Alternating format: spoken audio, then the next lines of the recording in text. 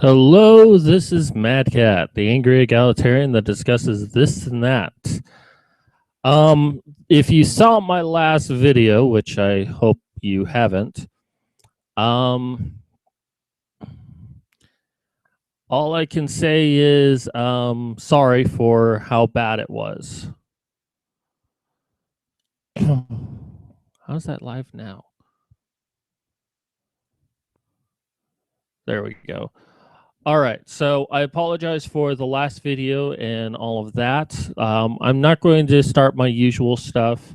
I am trying to figure out how to make use of my updated operating system. As you can see, it's Windows 7 now. I'm no longer in the dark ages with Windows XP. It took some finagling. So still some technical difficulties. Let's go ahead and get started with the show today. Pushing Men to Fight for Feminism by Jackie Roman. This is a piece for the men. Bear with me. This is a feminist piece for the men who never read my think pieces and my blog posts, and my status is full of frustration. Really? You're surprised men haven't read your frustration with pretty much everything? I am sure that really goes over well. No wonder why. It's because it's your frustration. Who really wants to read that? This is a plea to the guys in my life who claim to care about me and other women like me, but who scroll past our complaints of catcalling and gender inequality without a thought. Well, I don't really scroll past those without a thought. I do give them a lot of thought, but then again, I don't really care about you. To be fair, I don't really know you, so I can't really complain about you. I can't really ignore, I can easily ignore you, but I don't care about you because I don't know you. And it's a plea that gets caught as a lump in my throat because I shouldn't have to pander to the group that already has power over me. You mean feminism? Because feminism has power over you. Men don't have power over you. If men had power over you, they wouldn't have allowed you to post this. Is the evil patriarchy that you're basically hinting at would prevent women from being able to do anything. And yet here you are. So what sort of power do they have over you exactly? Every time I write a think piece on feminism, the majority of the shares and likes are from women. Oh, really? It's from women? Women commenting on feminism? Oh my God. My female friends share the link with a caption along the lines of, yes, read this, it's spot on, or so agree, this is important. It circulates through the feminist circle on campus and provides these women with a comforting feeling that they aren't alone. But I'm tired of speaking to an audience that already sees me. The words of feminism needs to reach the eyes they usually diverts. So you're bitching that you're getting views for your articles. Because I know a lot of people out there who struggle to get even like one view a day on their blog. And you're bitching that you're getting views, but it's not from the right people. You want other people to read it. Well, let me tell you something there, honey. And yeah, that's sexist, so you could probably get me for that. If you want to get other people that's not your target audience to read your site, then you need to give them a reason to go to your site. And if your site is full of this feminist dribble about how bad men are and how women just, oh my God, we have it so hard, then no wonder why men don't visit your site. Is it really a wonder to you why men don't visit your site? Or are you too brain dead from all the dyes you have in your hair to even understand that concept? People are not going to go to a website where they're going to feel like they're being attacked. unless their intention is to attack back. That's just how the world works. You're not going to get special treatment from men that you're attacking because, oh, I really shouldn't have to pander to a group that oppresses me. Grow the fuck up.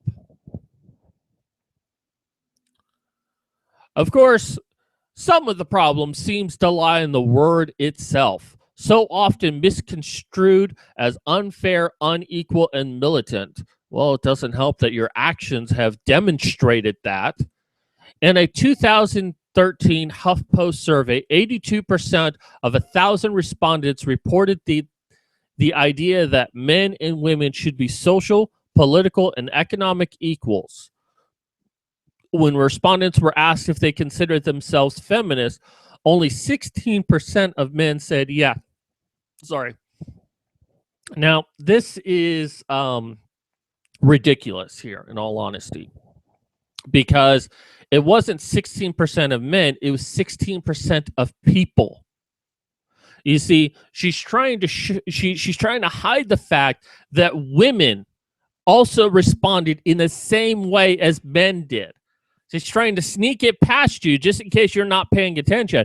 Well, I'm paying attention, and it wasn't 16% of men, it was 16% of people. Men and women who responded to the survey, only 16% of them said they were feminist.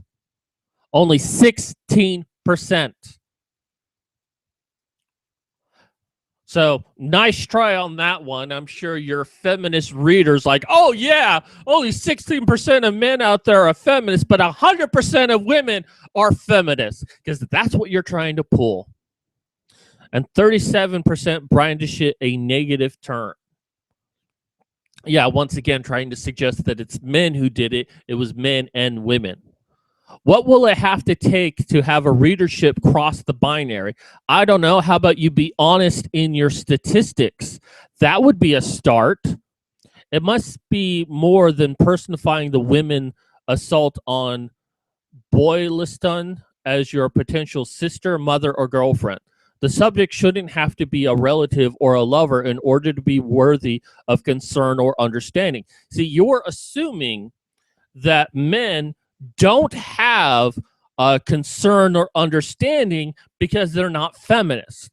See, here's the mistake that you're making. You believe that in order to show any concern for women, you must first become a feminist.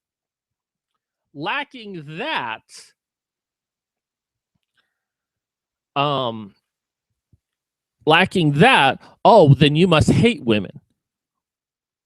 You see, the problem there is it's possible to love women and not be a feminist. But you don't see it that way, and there's your problem. You want people to come to your site, then you need to get the stick out of your ass and stop thinking that the only way anyone can ever care about a woman is being a feminist. It is possible to care about someone without joining a cause that's supposedly for them. When you have to also consider that there are a lot of women out there who are not feminists, who decry themselves as being anti-feminists because they don't like what the movement does. But you're trying to hide them and like say, oh, well, they don't actually exist, because that would hurt your threat narrative.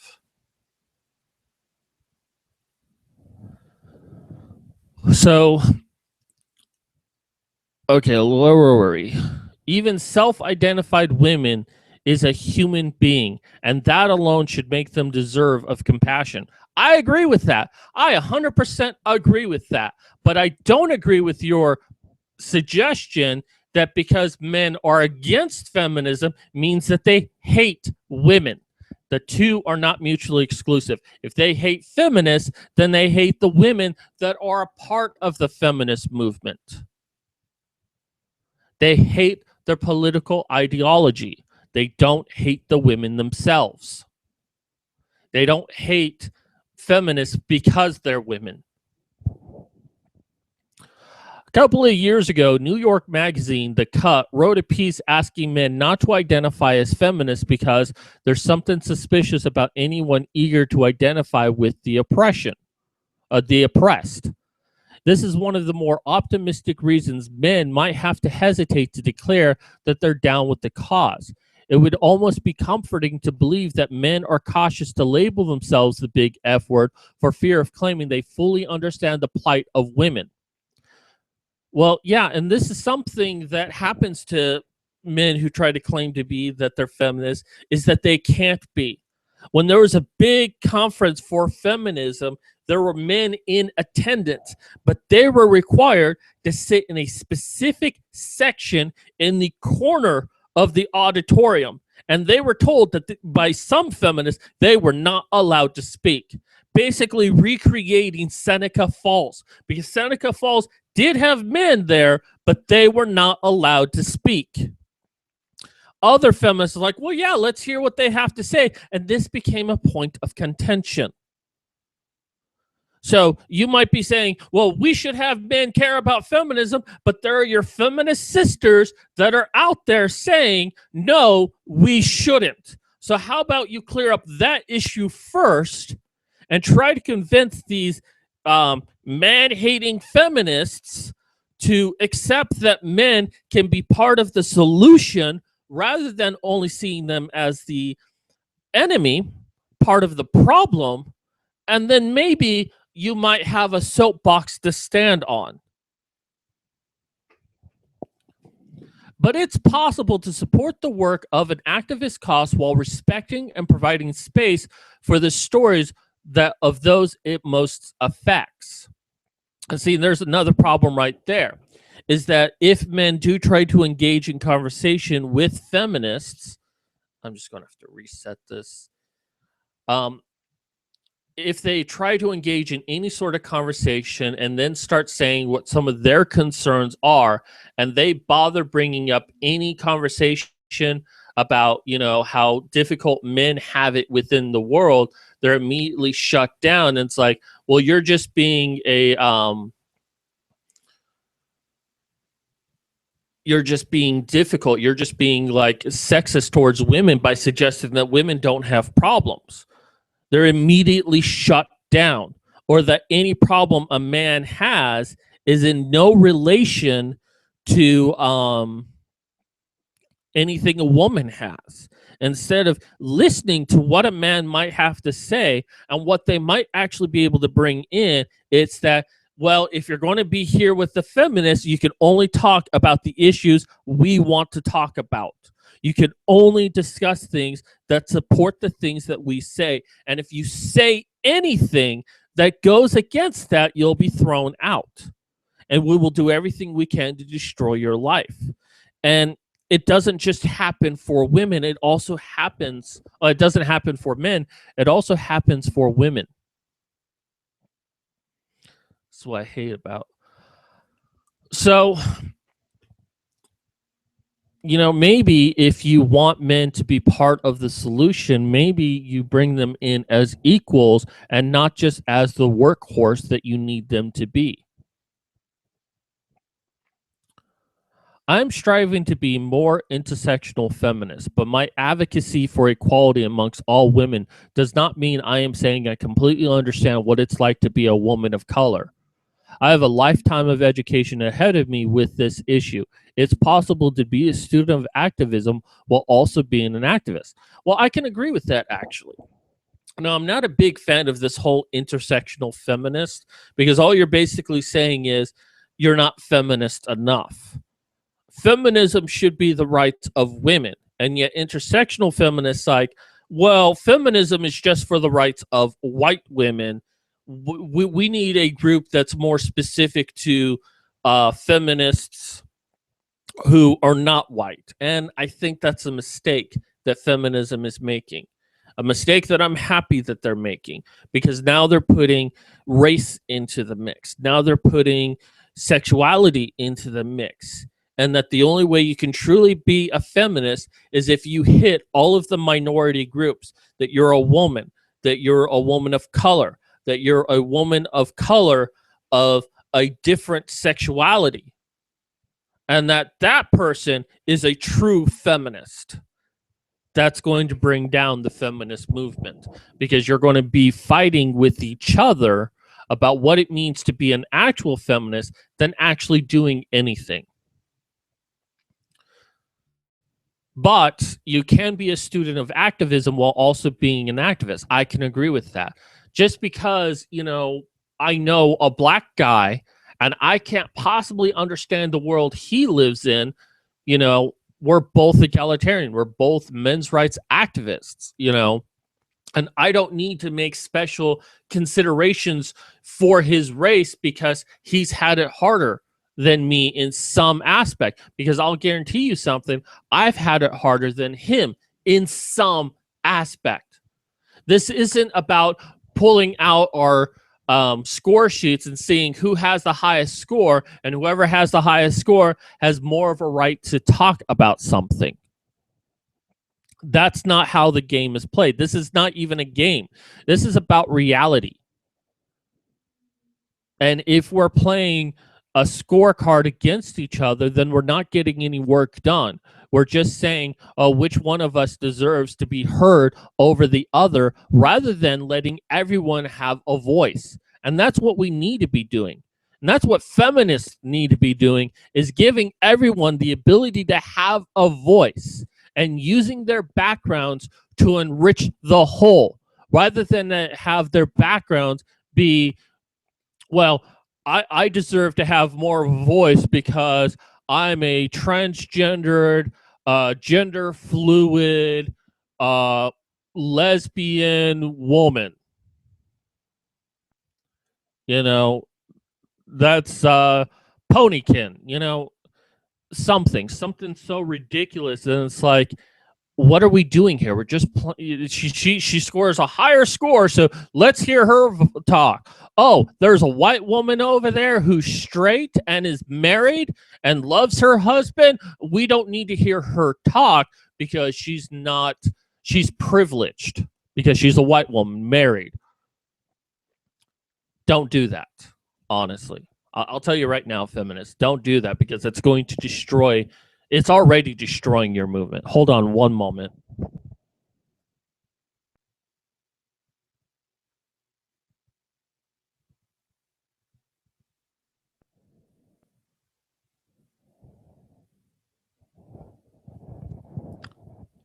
So the feminism I and others write about isn't about stripping men of masculinity or identity or pride.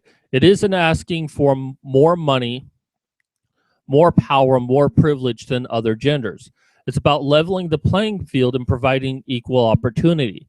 It's about walking down the street without fear of harassment, job instability, or doubt. Do you walk down the street with fear of job instability?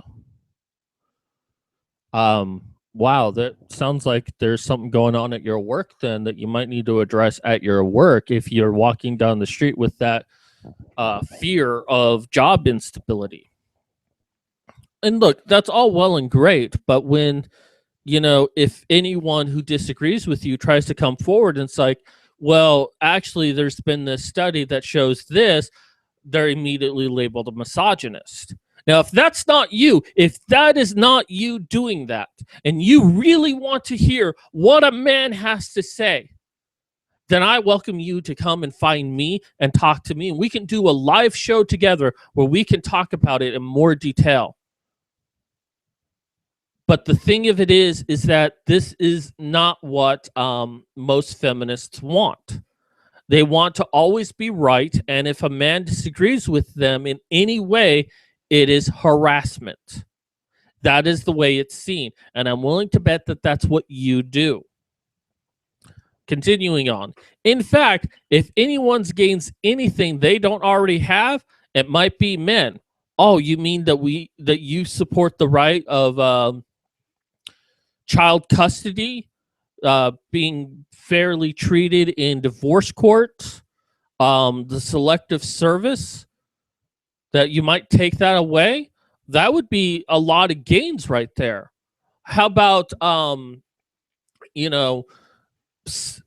reproduction rights. If feminism became a widespread practice instilled in political and cultural spheres, I would gain equal pay, equal employment opportunity, and equal expectations of safety. What? Equal expectations of safety? And what expectations of safety do you not have? Because from where I'm sitting, it seems like to me that men are more likely to die in the workplace than women, like by 95%. 95% of all workplace deaths are men. So, what safety do you need? Is your job so dangerous, and specifically because you're a woman, that you risk death every day on your job? Or do you mean that you need safety in the world? What sort of safety do you believe that you need that men already have?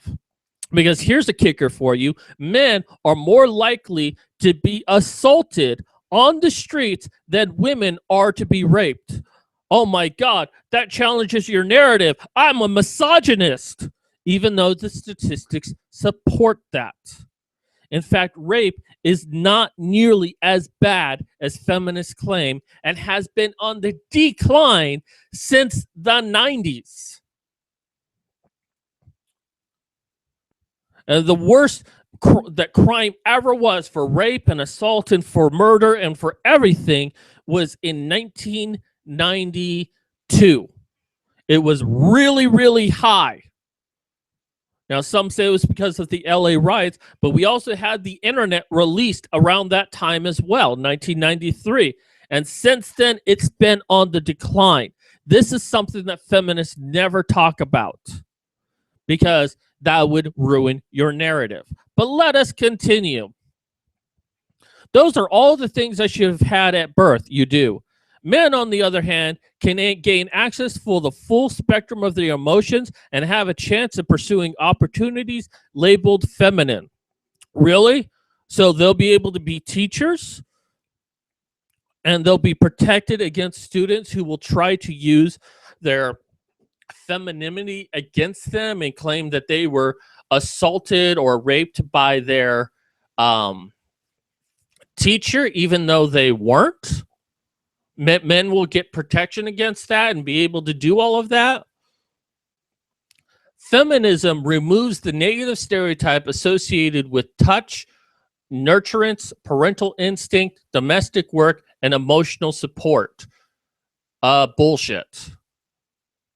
Because what feminism wants is the men to stop being men.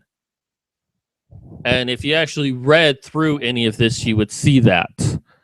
Let me see if anyone has made a comment yet. Yeah, I hate that the video, like, here, let me try sharing this.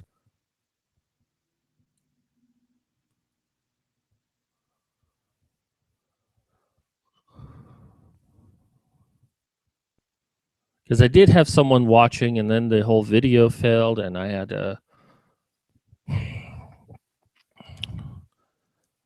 So we're almost done here. Let's just one moment.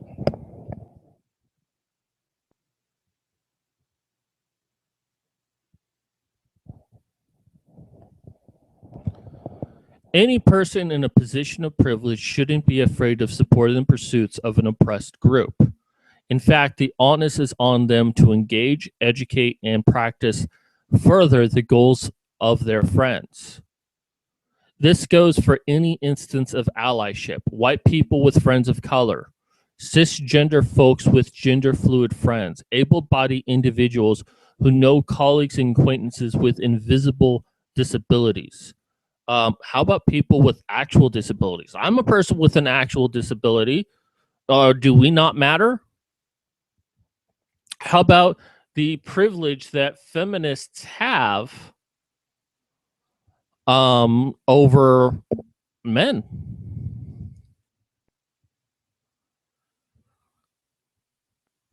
My personal activist's cause is feminism. And with that specific issue, I'm tired of speaking to only hear an audience just like myself provide snapbacks. Share this with your father, your brother, your personified friend of the male persuasion. Let them know they're the audience too. Oh, believe me, we're the audience too. We know that already. But the problem is that whenever we try to give our opinion and it's not the opinion you want to hear, you basically call them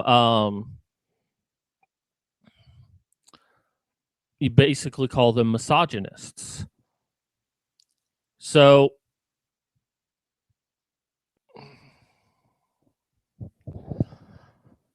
I don't think you really want to hear from men. You just want men to agree with everything you have to say. But if I'm wrong, like I said, come find me.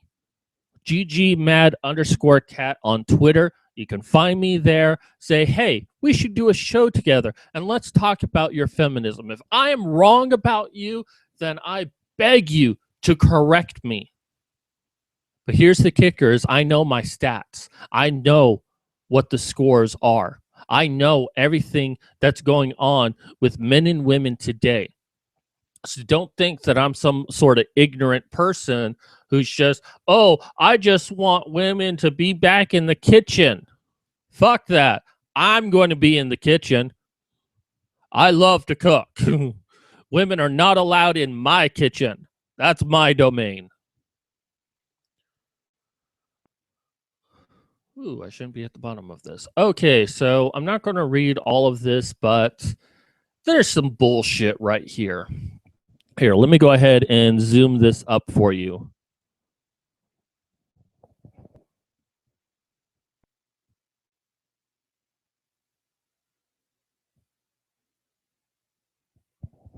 All right. You know that nauseating, adorable thing that happens when couples start to mirror each other's mannerisms, facial expressions, Midwest accents? Well, according to a new study, these superficial quirks aren't the only qualities that can be contagious. A man's perceived sexism may rub off on his female partner too. Well, what about a woman's perceived sexism? Can't that rub off as well?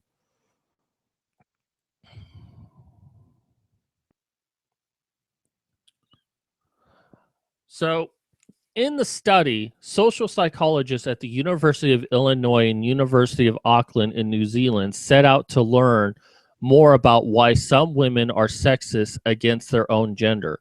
The authors wondered, why do women endorse the attitudes which serve to reinforce existing gender inequality, undermine personal competence and achievement, and reduce resistance to a social system which disadvantage women?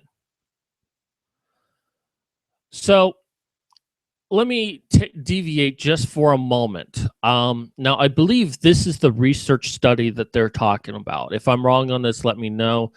Unfortunately, most of the time, these research studies cost money, and I don't have money. So I have to hope that I can find it free somewhere just to see a preview of it.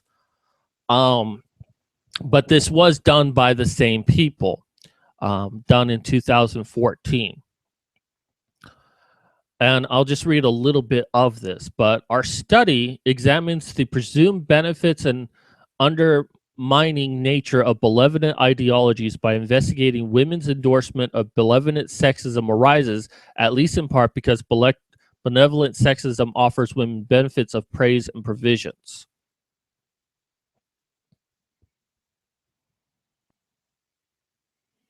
You know, rereading this, I don't think this is the same study. I apologize. Um, so yeah, I'm actually going to close out of this. I apologize. This was a very nice thing. I think they used questions from this, and I'll leave this up here for a moment. But I do believe the newer study actually used the questions from this specific thing, which is meant to identify relationships between men and women and whether or not whether or not men are sexist. Like every man ought to have a woman he adores, or many women have a quality of purity that few men possess. This other study used these specific ones. It might still be the same one, but I'm going to skip past it. Let's go to this article. Basically, what's up with women who say they're against feminism? While a woman's belief, I mean, what? So you're basically saying right here that a woman who's against feminism is only this way because she's dating a man who's against feminism, and that a woman cannot knowingly decide for herself to be against the system that she disagrees with. And it's because women have no agency. That's what you're saying. That if a woman is against feminism, it's because she has no agency and someone else is controlling her behavior. That is what you're asking in this question. While a woman's belief about her gender can originate from a complex cocktail of childhood experiences, the culture in which she's raised, the radical feminist movement, and a host of other factors, the author of the study, published in the Journal of Personality and Social Psychology, were able to identify one influence that was remarkably reliable. I actually call bullshit on it being remarkably reliable. The researchers found that women often endorse sexist beliefs about their own gender when they date men whom they perceive to be sexist. So women knowingly date men who are sexist and become sexist because they're dating them. Well, if they're knowingly dating someone who they know to be sexist, wouldn't they already be sexist? How does that make any sense whatsoever? To reach this conclusion, the researchers conducted 4 separate studies using more than 1,000 participants in long-term relationships across North America and New Zealand. The first 2 studies enlisted heterosexual couples. One spanned 9 months and the other 1 year, which allowed the researchers to track how beliefs shifted over time. These couples have been together for an average of 2.6 years, with the participants ranging from 17 to 48 years old. The final 2 studies involved individuals who were in committed relationship lasting anywhere from 6 months to 42 years. These participants ranged in age from 19 to 70 years old. Each of the 4 studies asked participants to question and measure their level of sexism and how they perceive their partner's level of sexism and what type of sexism they exhibit, hostility or malevolent. Yeah, see, here's another problem is you're not taking into consideration that maybe they have no sexism. These questions is, well, you have to measure your level of sexism and what's the level of your partner's sexism, which is hearsay evidence. You're not asking these men specifically what their sexism is. Or maybe you are studying couples, and I don't know how you got these people, but I'm betting that you didn't actually really talk to them. And plus, you're saying that, 9 months and 1 year for the first study, and you're thinking that that's enough time to influence someone else's opinion on a matter? Bullshit. It takes much more than a year to be able to change someone's opinion on something by rubbing off on them. I mean, the only way you could actually do that is to coerce someone into believing in something different, which is probably what you're suggesting.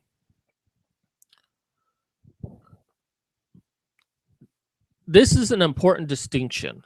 Hostile sexism is defined by endorsing derogatory beliefs about women and the idea that women seek to gain power by getting control over men. Benevolent sexism is less obviously and seemingly more chivalrous, supporting the idea that women should be cherished and protected by men. While benevolent sexism might not sound so bad, Well, it is, says Matthew Hammond, the lead author of the study and a social psychologist at the University of Illinois. Malevolent sexism is demeaning towards women, since it classifies them as a weaker sex, can negatively impact women's advancement in society. Benevolent ideas that sound positive and caring can be the most detrimental to gender equality. Again, you're saying that women develop this mindset because they're purposely dating men who are sexist. But have you considered that women already have this viewpoint? I mean, I don't agree that they do. I think that men and women do have their own political ideologies when they're dating. And, you know, there might be some rubbing off, but it has to go both ways. And more often than not, with a system that highly favors women, men are kind of like trapped when they're in a relationship, in all honesty. When they're in a marriage, they're trapped.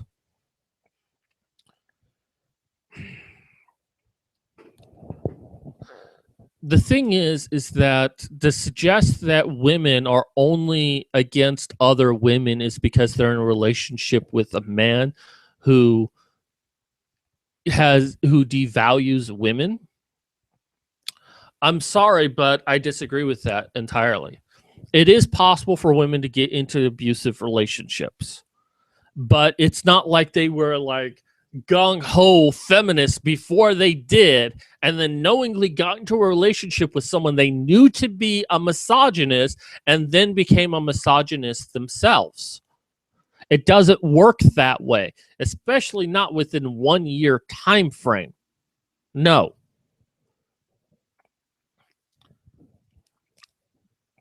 In previous research, for example, Hammond found that when male partners exhibit malevolent sexism while helping female partners achieve goals, in fitness, work, or school, the women felt less competent in their own abilities and less able to achieve their goal.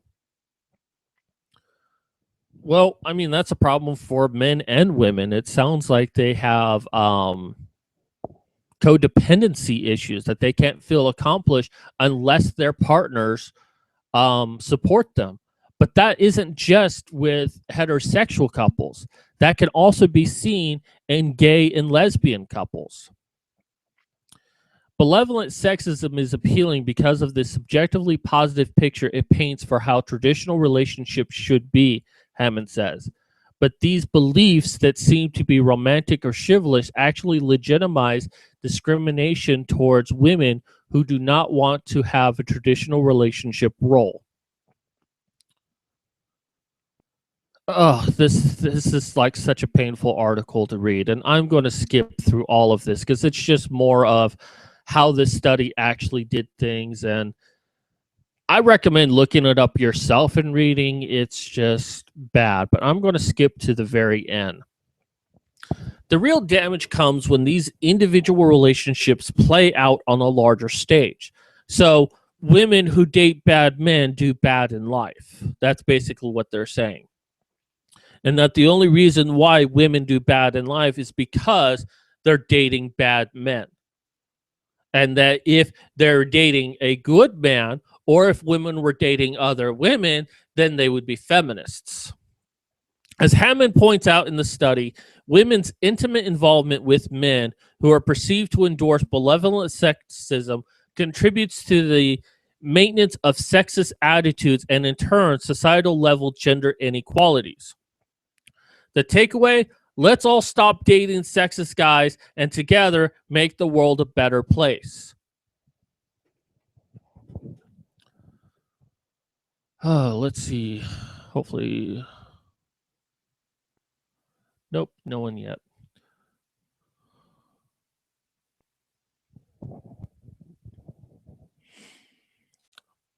So, judge rules gender bias lawsuits can continue against Brown University.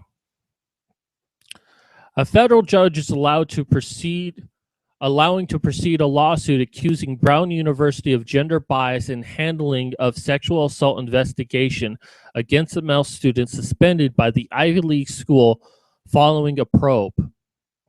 This is fantastic. U.S. District Chief Judge William E. Smith declined to dismiss a lawsuit brought by a former student identified as John Doe, who alleges that Brown violated his rights and discriminated against him based on his gender in its handling of an alleged sexual misconduct complaint. Doe filed a suit in April after being suspended from Brown for 2.5 years based on sexual misconduct allegations brought by a female student that he fondled and kissed after meeting her at a dormitory party in October 2014.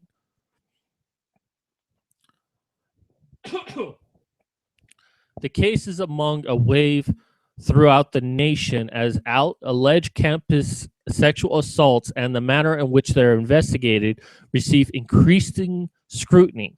They're meeting with mixed results in the courts. Excuse me.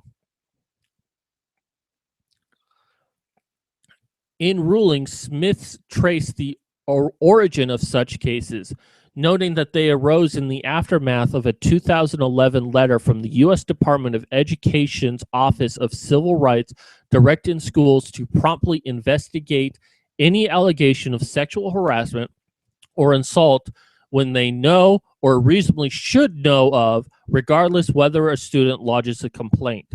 The letters required schools to employ a preponderance of evidence standard, meaning that it was more likely not the allegation that was more likely than not the allegations occurred. So this is mostly just about the article, basically that the Brown tried to get it dismissed and Title IX and all of that, and the judge is like, no, this is going forward. And this is fantastic. And this is what I was saying in my last video before it failed, that you kept pushing and pushing and pushing feminists, and now you're seeing the result. And this is the result. Title IX should not be used for this purpose. And it's created kangaroo courts, and a lot of people, a lot of men are getting thrown out of school that shouldn't be thrown out of school when the evidence doesn't support and a police investigation even finds that the person is innocent. And yet they're still thrown out of school. Now, this is going to end up hurting schools in the long run because it's going to end up raising tuition. But honestly, I don't think men should go to college because it's a system that's stacked against them. Go to online school where you cannot interact with a female at all and get your degree online. Do not go to a university. Honestly, that's how I honestly feel. So it's good. And I also like this, that Doe has decided not to move forward with a slander suit brought against his accuser. I don't know if I fully agree with that, but I understand the reason why he might do that, and I support his reason. So we'll jump on to this article. This is feminist bitching right here. So I'll read a little bit from it. There's Supergirl fails its feminist mission by pitting women against women. Why can't Supergirl, Primetime's first female title superhero character, catch a break when it comes to getting along with other women? I don't think that she's the first female title role superhero character. There has to have been another. Correct me if I'm wrong on this one, people, but I'm quite certain I've seen something else. Whether battling over relationships or for job security, the female characters are constantly in competitions with each other. It's pretty disappointing storyline loop considering this show is supposed to be based around female empowerment. Son of a bitch. So wait, are you complaining that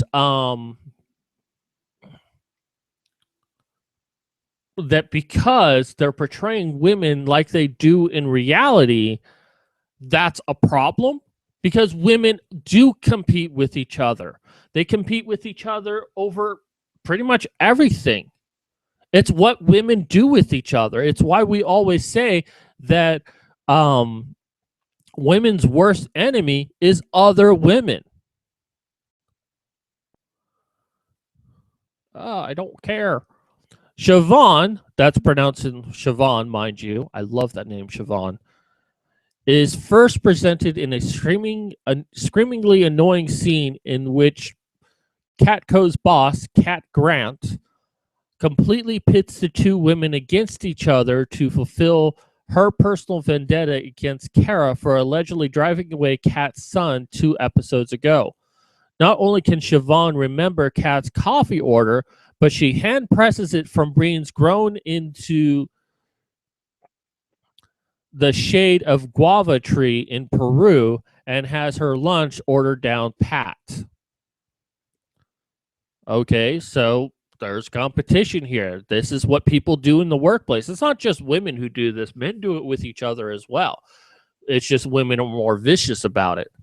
To top it off, Siobhan is intent on learning all of the awesome gossip and seems dead set on moving in on Kara's kind of sort of love interest, James. At the very least, she takes a huge amount of joy in aggravating Kara in a high school style tit for tat I am war in which she accuses Kara of being obsessed with him. So, yeah, this is basically like women shouldn't be against women. Wah! Where was it that I saw? There was one. Here we go. I think it's important to mention that I'm not talking about villains here. I'm all for female villains adding to the action. The Live Wire episode back at the beginning of the season was one of my favorite episodes so far. And word on the street is Siobhan later turns into the DC supervillain Silver Banshee. But the storylines that involve petty arguments and jealousy with the female characters' personal lives is really starting to grind my gears. Well, maybe then you don't understand what Superman was about, which Supergirl is based off. Okay, the thing that I always took away from Superman is, yes, you have this man who is basically invincible and is loved by everyone, but keeps a secret identity and has difficulty being social as Clark Kent. Now, some of it, he kind of takes a step back because he can't get too close to people, but it's also trying to balance his life between being Superman and being, and this is a theme that was seen in Spider-Man. Spider-Man, has to go to college, he has to work, and also be a superhero at the same time. He has to try to balance it all, and it ends up being very socially awkward. And in Supergirl, it seems to be really doing that, and you're complaining about it. This is what happens in real life. Women get competitive with each other. Now, you could say, well, this is just the same tired stuff they do on TV shows. Well, yeah, you're correct on that one. This is something they have done on TV shows. But the problem is it's also based in reality. I mean, if it started to become more like a soap opera, then you might have a complaint where they die and then it was like she didn't actually die. That was her twin sister and this is the evil one, but they're actually related, but she starts to date her father. And that's where I would start having a problem. And I could agree with you that is just kind of pandering to the lowest common denominator. But this actually seems like it's good. I'm almost tempted now to watch Supergirl. I don't really like all this drama, but I also recognize that it's realistic. So, yeah, it's just more feminism crying because they don't get the exact show they want, where all girls work together and everyone is happy and that they're all against men. And that's the show that feminists wants. That is why this harpy is complaining about, oh no, Supergirl's having tension with other women. It's sexist.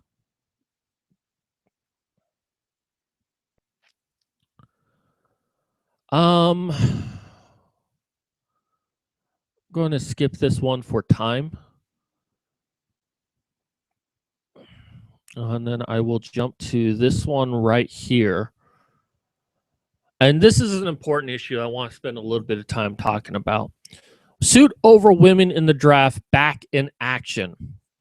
A lawsuit that argues it is discriminatory to require men and not women to register for the draft has been given new life. The Ninth U.S. Circuit Court of Appeals ruled Friday that a lower court was wrong in dismissing the lawsuit, saying that the issue of women's role in the military is ripe for adjudication in the courts, especially now that the Department of Defense has announced its intention to open all combat positions for women. There you go, feminists. You wanted all open combat position. You wanted the combat positions open to you. Well, here's what happens. Now you might have to be required for selective service. I mean, supposedly you wanted equality, and for the last 100 years or so, you had the right to vote without requiring to sign up for selective service, which men had to sign up for. And there have been several wars that men have been drafted into. But feminists never cared about the selective service. In fact, when I talk to feminists now, the usual response to the whole selective service debate is, oh, well, there's no wars now, although a few of them never realize how much of a man's life is affected by not signing up for selective service, such as he can't get a government job. He cannot get access to student loans if he does not sign up for selective service, and could possibly face jail time if he does not sign up, although I haven't heard of anyone being convicted of it, but it is technically against the law for a man not to sign up for selective service. And then if he goes to jail, he loses his right to vote.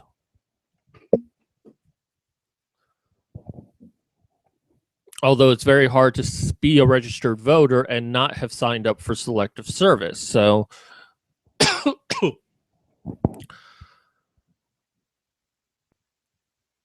the lawsuit was filed in 2013 in Los Angeles federal court by a National Coalition for Men, a San Diego-based men's rights organization, and James Lesmeister, an 18-year-old Houston man of draft age. The suit argued the selective service system discriminates between the sexes, and the solution is to either get rid of the draft altogether or include women.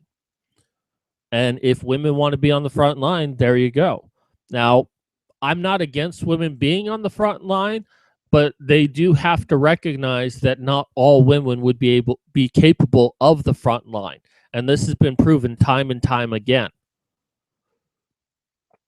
The enemy is not going to be easier on women, so why should their standards be lowered because they're women? In fact, in some ways, the enemy would be harder on a woman because they would be against women fighting. Or they would try to rape them, you know? It's not going to be like, so, oh, well, if women can be on the front line, then there would be no wars. Bullshit. Not that anyone has said that, but we believe a lot of it comes down to the male disposability, and the draft is just one of those areas where the law treats men as disposable, said Mark something, the coalition's vice president and a lawyer who is handling the case pro bono. We don't take a position on whether or not women should be in combat or to what extent. We also don't believe that the draft has to be about combat. Our role in the organization is challenging sex discrimination. Lawyers for the selective service asked the lower court to dismiss the suit, contending that it was premature for the courts to decide the issue of women in the draft because it was still unclear what traditional male-only military roles might be open to women. The whole case hinges on contingencies that may or may not occur, the government said. So the draft is only for sending people to the front line. There's no other position that women can do in the military that might benefit from having a draft. Really. Because there are probably a lot of men's positions that women could take over that are non-combat related, so men can be taken to the front line. If that's your argument there. Now, I still think that that is a bullshit argument, but still, you're just really trying to duck and hide right now. You don't want women in the military. You don't want women on the front line. So that's why you're not going to have selective service, and you're going to use that as a way to say, well, we don't really want women on the front line, and we are afraid that selective service might encourage that. The agency cited a 1980 case in which men had sued on similar grounds, in which the U.S. Supreme Court ruled that the draft was not discriminatory because women weren't allowed in combat. Still bullshit. The service also argued that men's rights groups and Ledmester had no legal standing to file the lawsuit because men would still be required to register for the draft whether women are or not. That's also a bullshit answer because the lawsuit is about gender discrimination. Because if this was a woman filing a suit against some group that favored men and not women, that would be all over the news media. But this, oh, no, that's wrong. And I'm glad the court has overturned that decision. The Men's Coalition appealed the decision, and both sides argued in front of a 3-judge panel on the Ninth Circuit on December 8th. Just checking real quick, see if anyone's responded. The timing of that hearing can't be ignored. Just 5 days before, Defense Secretary Ash Carter made the historical announcement that women should be allowed to serve in all areas of the military, including infantry and special operations. In its ruling, the Ninth Circuit said much of the uncertainty of women's roles in the military has now passed, and that is now valid for the courts to take up the issue. The panel also ruled that the Men's Coalition for Lesmeister to have legal standing to bring the case, and that any alleged discrimination could be remedied by either eliminating the draft or requiring women to register. The judge sent the case back to the district courts in LA to continue, noting that there may be other issues that might disqualify the men's group that may need to be addressed. I don't see why the men's group would be disqualified, but now the court still has to proceed forward though with this. The selective service has the opportunity to ask the Ninth Circuit to reconsider and further chances to appeal beyond that. A Department of Justice spokeswoman in Washington, D.C. said Friday the office was reviewing the opinion and had nothing else to say. Ash Carter said in his talk at the Marine Corps Air Station Miramar, that he expanded the types of jobs the women can hold in the military because a larger talent pool makes the armed forces stronger. I can sort of agree with that. He suggested that the issue of selective service registration offers a similar dynamic, but stopped short of saying he thinks women should be required to register. So we'll go ahead and stop the article here. This is a good thing because maybe we can get rid of selective service once and for all. That's what I think should happen. I hope it does happen. But if it must continue, then women should also be required, and women should be put under the same scrutiny as men, and should have been when they got the right to vote. As part of the agreement of men getting the right to vote, and yes, once upon a time, men didn't have the right to vote in America. That's something that feminists don't like to talk about, because The only way you could vote in America is if you own land. And if you didn't own land, you were still required to be in the draft. A lot of people who were drafted in the Civil War didn't have the right to vote. And then they got the right to vote not too long before women got the right to vote, but they had the contingency that they had to sign up for selective service. And this was a requirement not put on women. In fact, a lot of women back then were afraid to get the right to vote because they didn't want to sign up for selective service. They didn't want the responsibility that were imposed on men.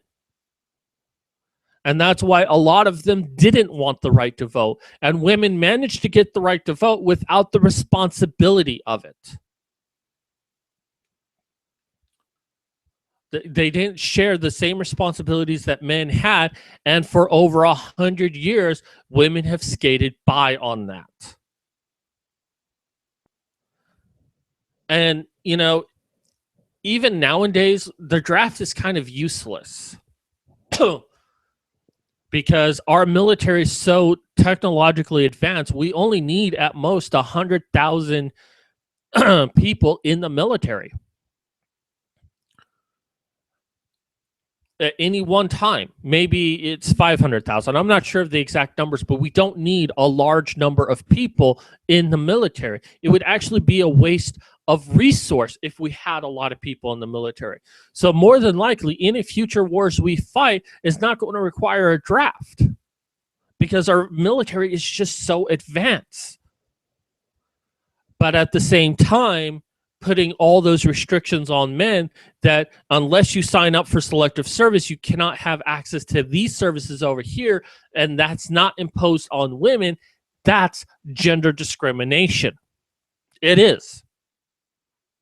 And feminists don't give a shit about this. But now they're giving a shit about this because it might be possible that women might need to sign up for the draft. And now people are coming out of the woodworks of like, well, maybe we should abolish selective service.